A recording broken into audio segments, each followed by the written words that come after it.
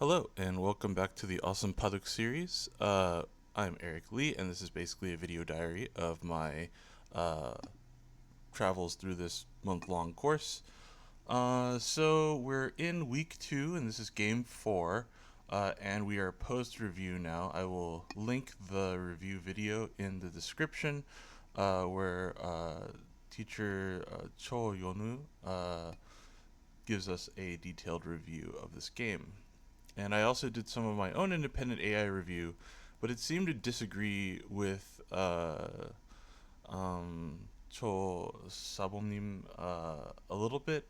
But after I played out her variations, they seemed to be in agreement. So maybe my depth of my AI is not good right now.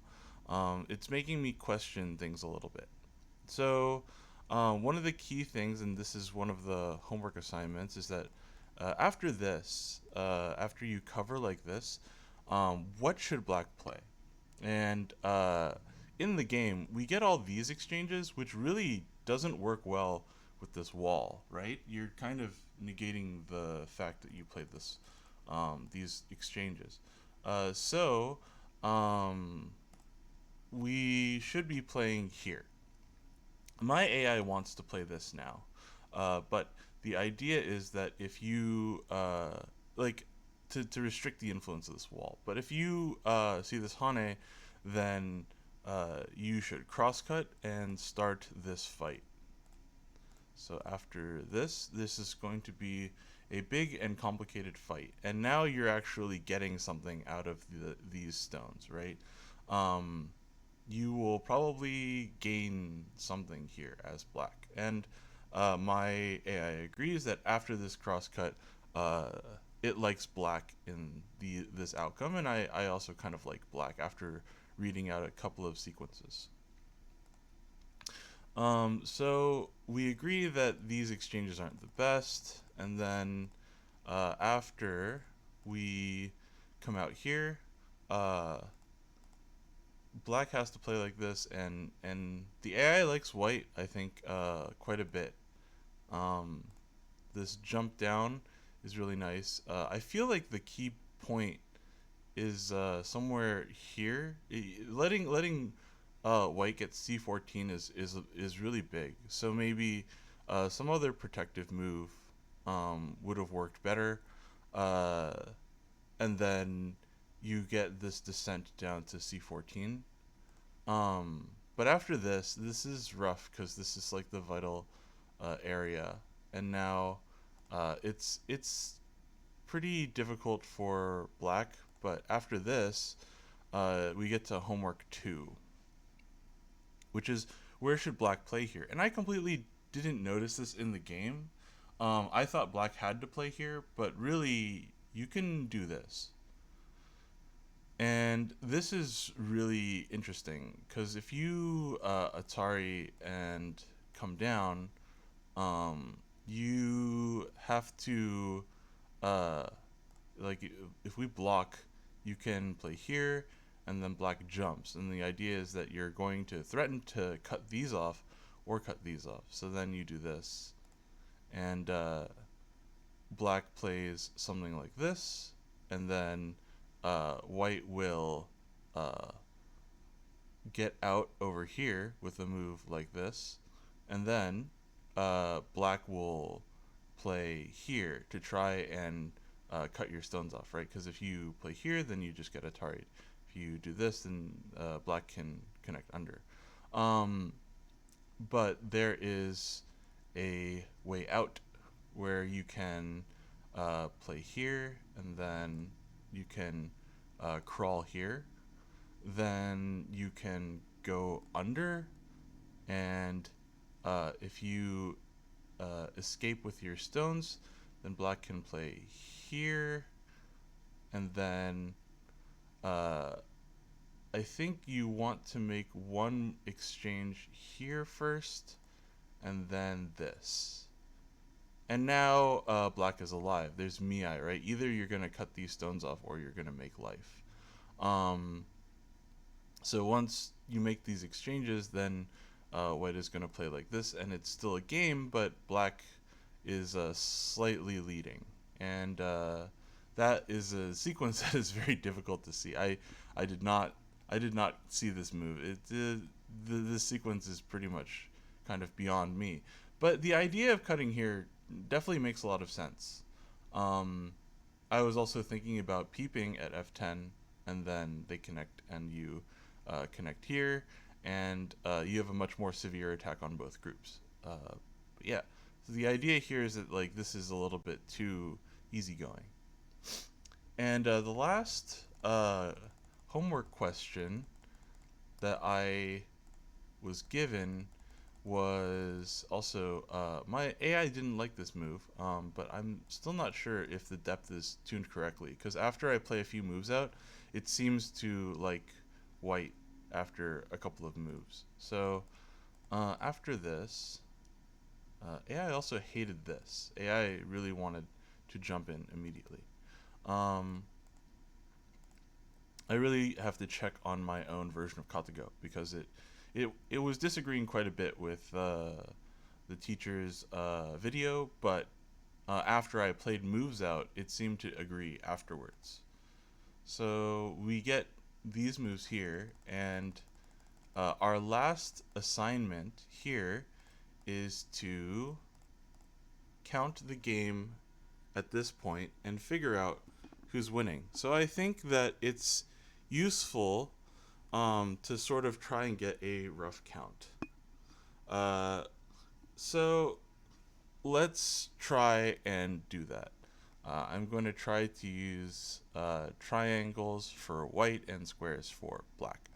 Um, so of course we can uh, likely look around here.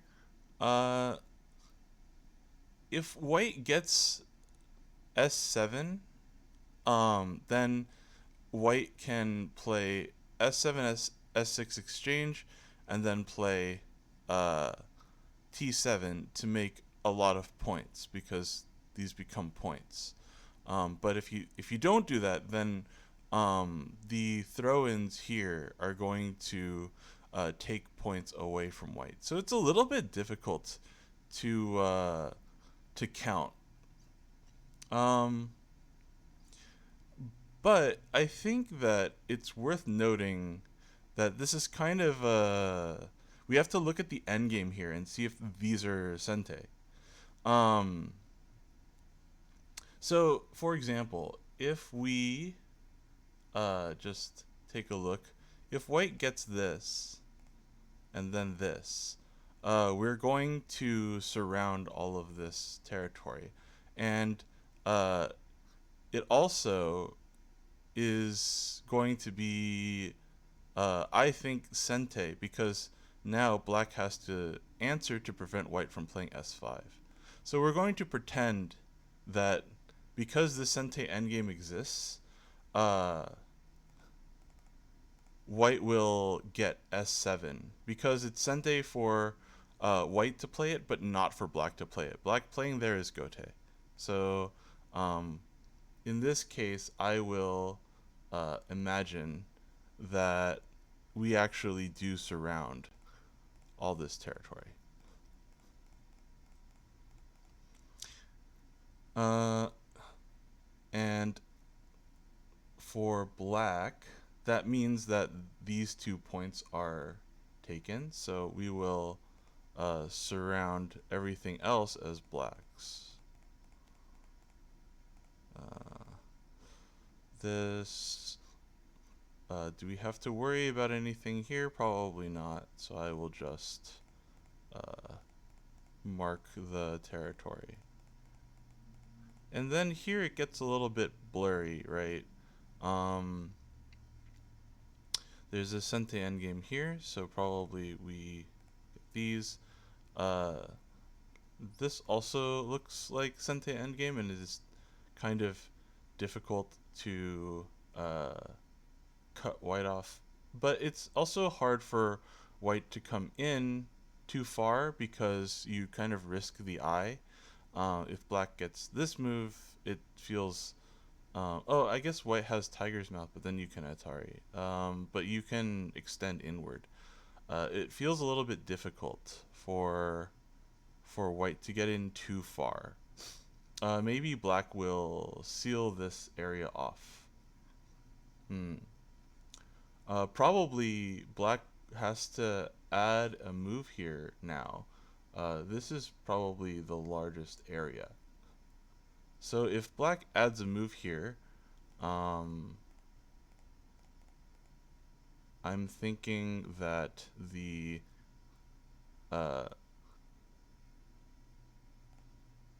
territory kind of looks a little bit like this. Um, where like white can play here. So it's something like this. This is how I would estimate this territory because I feel like a move on black side will probably be somewhere around N10, and a move on white side will probably be somewhere around S7. Um, Obviously, these are going to be black territory, black territory. We want to imagine some endgame moves, so this is Sente endgame. And then here, this is probably Sente endgame for black. And so for white, we can imagine um, something like this. Uh, this is likely to be Sente endgame for black, so I will take 1 point away from white here. We will play it like this most likely. This is likely to be a real eye, so we will count these as likely points. Oh, white playing here is it's hard to gauge this area actually, because black could play here and start a ko again. Interesting. There's also this stuff. Okay. Let's try to look at uh, white's. Definitely has a piece of territory here. Probably going to have um, 1 point and maybe 1 point here, maybe two. And then this lower side, if black descends, then white has something like this.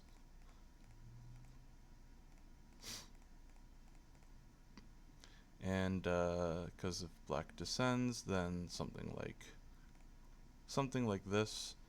Also here, this is pretty real. Uh, Hard to gauge these 2 points for me. Maybe also here. Yeah, hard for me to count these points, but I think I would estimate it a little bit conservatively, like this. And here I would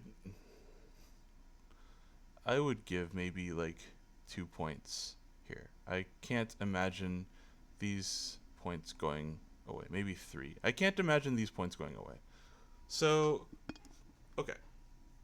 Once we have all these triangles labeled in our minds, we will just count. And one of the ways that I like to do this is I like to count up for one player and then count back down to the other player. So here I would count white. So I would go from the upper right, like 1, 2, 3, 4, 5, 6, 7, 8, 9, 10, 11, 12, 13, 14, 15, 16, 17, 18, 19, 20, 21, 22, 23, 24, 25, 26, 27, 28, 29, 30, 31, 32, 33, 34, 35, 36, 37, 38, and then we come over. I guess I would count this 39, 40, 41, 42, 43, 44, 45, 46, 47, 48. So 48 over here, and then plus 5, so 53, and then plus Comey, so 60.5. Now we count down from black. I can get the prisoners out of the way. So 58. 58 minus 2 is 56. 55, 54, 53, 52, 51, 50, 48, 46, 45, 44, 43, 42, 41, 40, 39, 38, 37, 36, 35, 34, 33, 32, 31, 30, 29, 28, 27, 26, 25, 24, 23, 22, 21, 20, 19,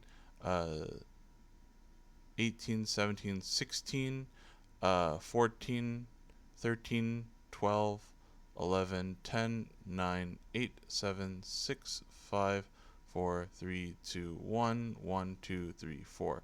So here, my count here is that black is winning by 4. But this is a very conservative count. And if white gets like a single move on the lower side, for example, white can easily make quite a few points. Um, there's also all of white's moves here are reductions in Sente. So it's like very difficult to count this area fully for black. I think that white will be able to get S7 and T7.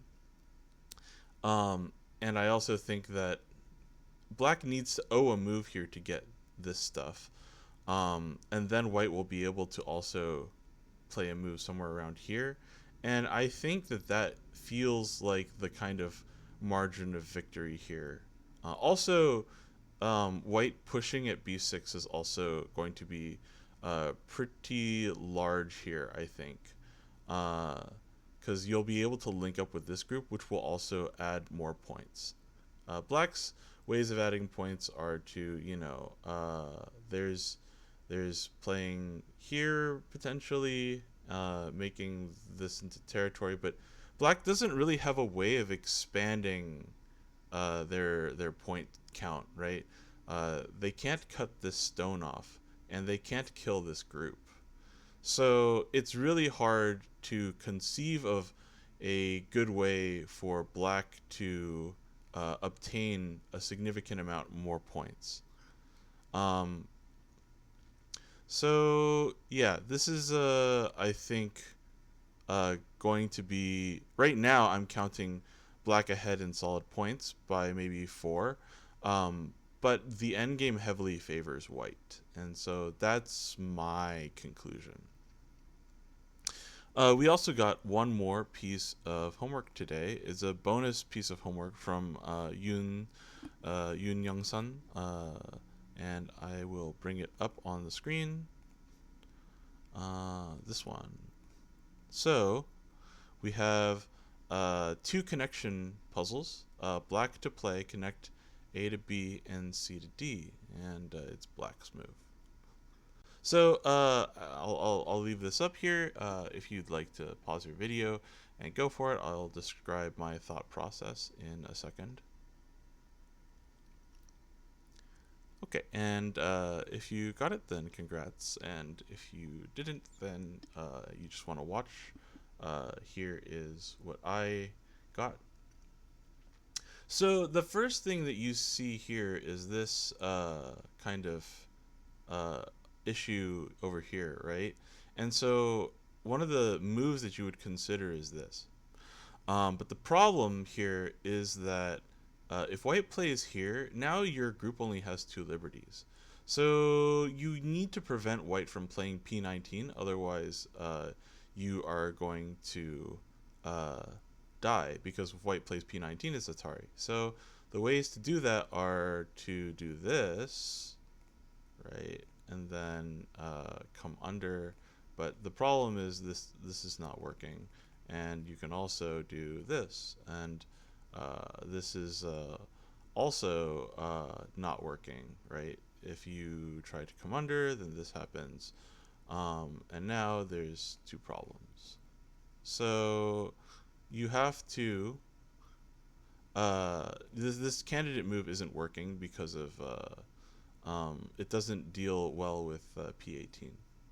So instead, you play N18. The idea is that if this happens, then you can play this and then come under. And now there's no issues, right? If you do this, you just connect and you're fine. If you, I think the strongest resistance is to Hane, and then you can slide underneath, and this is the problem here is O17. If you want to do anything here, you have to deal with this O17 move. And if you do something like this, you're going to get Tari and then come back. If you try to counter Atari here, then this move exists. So N18 seems like the idea here. Yeah. So on this side, you can't really link up here. If you try to do this, then this happens and you can't quite link up. And if you try to do something like this, well, you can't link up because of this move. So you need to do something with this shape. And the vital point is this. So if you just connect, then now you have this move, and if you block, then you can play here, and if you connect here, then this gets cut off, and if this happens, then this is a Seki. So that's a really cool trick, but white can resist more strongly. And I think the key here is that if you do this, then black can play here. Or even... No, yeah, black can play... black can play this move. So if you try to block from this side, right, then after this, here, and then this, sure, you can throw in an Atari if you want to, but there's two cutting points now, and it's black's group has so many liberties. You can't win this fight. So if you block here, then black can play here, and then you have to connect, and then black gets to connect under. So it's a fun little puzzle, finding this vital point, and really it's about reading this one, I think. If you can read after this exchange, then it's pretty good. Okay, so that was this week's homework assignments. I thought the game was really cool. It was very interesting to look at the comments from teacher Cho and compare them with my own AI. I think I have to do something about my own AI because it seemed to disagree until I played the full sequences out. So I definitely want to take a look at my own Katago and see if I should improve it in some way. But yeah, this is 2 weeks down. It's been very much fun so far.